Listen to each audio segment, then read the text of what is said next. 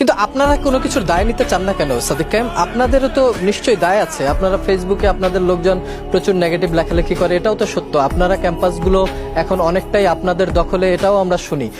যুক্তি প্রমাণ হয়তো থাকতে পারে বা নাও থাকতে পারে, কিন্তু বলা হয় যে শিবির ভেতরে ভেতরে সবগুলো ক্যাম্পাসেই সাধারণ ছাত্রদের আড়ালে শিবির তার রাজনৈতিক কর্মকাণ্ড চালিয়ে যাচ্ছে। যে ক্যাম্পাসগুলোতে রাজনীতি নাই সেখানেও রাজনীতি না থাকলে শুধুমাত্র শিবিরই সুবিধা পায়। আপনাদের তো এই নেগেটিভ দিকগুলো আছে, এগুলো স্বীকার করেন না কেন? আচ্ছা দেখেন, এখানে একটা বিষয় হচ্ছে, আমরা যদি ছাত্রলীগীয় কায়দায় ছাত্র রাজনীতি করতে চাই, যে ছাত্রলীগ গত 16 বছর ধরে ক্যাম্পাসগুলোতে একটা দাসত্বের রাজনীতি কায়েম করেছে, শিক্ষার্থীদেরকে দাসের মতো করে ব্যবহার করেছে, সেই শোডাউনের রাজনীতি, সেই ফাও রাজনীতি, সেই গণরুম গ্যাস্ট্রুমের রাজনীতি, এই ধরনের যদি রাজনীতি করতে চায়, ছাত্রলীগের যে পরিণতি হয়েছিল, ভবিষ্যতে যারা এই ধরনের ছাত্রলীগ হয়ে উঠতে চায় তাদের পরিণতি তার চাইতে খারাপ করবে।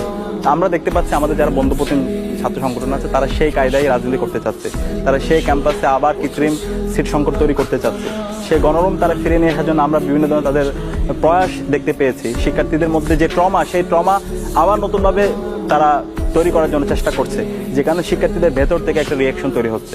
পক্ষান্তর ইসলাম ছাত্র শিবিরের জায়গা থেকে আমরা জুলাইয়ের পর থেকে, জুলাইয়ের যে স্পিড, সেই স্পিডের আলোকে আমরা ছাত্র রাজনীতি করছি। ক্যাম্পাসে ক্যাম্পাসে আমরা যতগুলো কাজ করেছি সবগুলো শিক্ষার্থী বান্ধব, এবং আমরা যখনই কাজ করি শিক্ষার্থীরা স্বতঃস্ফূর্ততার সাথে আমাদের সাথে সম্পৃক্ত হচ্ছে। আমরা ক্যাম্পাসে ফিজিক্যালি চ্যালেঞ্জ যারা আছে, প্রতিবন্ধী শিক্ষার্থী যারা আছে, তাদেরকে নিয়ে আমরা কাজ করছি, তাদের অধিকার নিয়ে আমরা কাজ করছি। আমাদের প্রতিষ্ঠা বার্ষিকীতে আমরা তাদেরকে সংবর্ধনা দিয়েছি, অদম্য মেধাবী সংবর্ধনা। আমরা প্রত্যেকটা ক্যাম্পাসে হলে হলে আমরা রমজানের সময় ইফতারের আয়োজন করেছি, আমরা মেডিকেল ট্রিটমেন্টের ব্যবস্থা করেছি। এভাবে শিক্ষার্থীদের বান্ধব যত ধরনের কাজ আছে সেই কাজগুলো আমরা করছি, পানির ফিল্টার থেকে শুরু করে যত ধরনের কাজ আছে, এবং সেগুলোতে স্বতঃস্ফূর্ততার সাথে শিক্ষার্থীরা আমাদের সাথে সম্পৃক্ত হচ্ছে। কিন্তু অন্যদিকে আমরা দেখতে পাচ্ছি শিক্ষার্থীদেরকে সে আগের কায়দায় আমরা ছাত্রদল এবং অন্য সংগঠনকে সে রাজাকার, শিবির, এইভাবে গুপ্ত বিভিন্নভাবে ফ্রেমিং করা হচ্ছে।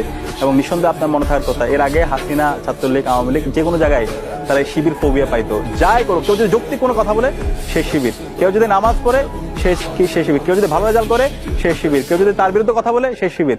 সে একই ফোবিয়া আমরা এখন দেখতে পাচ্ছি, কাউকে রাজাকার ট্যাগ দেওয়া, শিবির, এইভাবে ফ্রেমিং করা, এবং এর মাধ্যমে কি হচ্ছে, শিক্ষার্থীদের মধ্য থেকে স্বতঃস্ফূর্ততার সাথে একটা ক্ষোভ তৈরি হচ্ছে।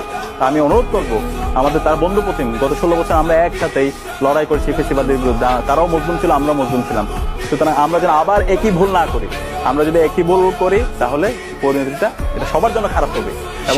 শিবির বিশ্ববিদ্যালয় ক্যাম্পাসগুলোতে বিভিন্ন ধরনের প্রোগ্রাম করে, সেখানে তো প্রচুর খরচের বিষয় আছে। শিবির চাঁদাবাজি করে কিভাবে?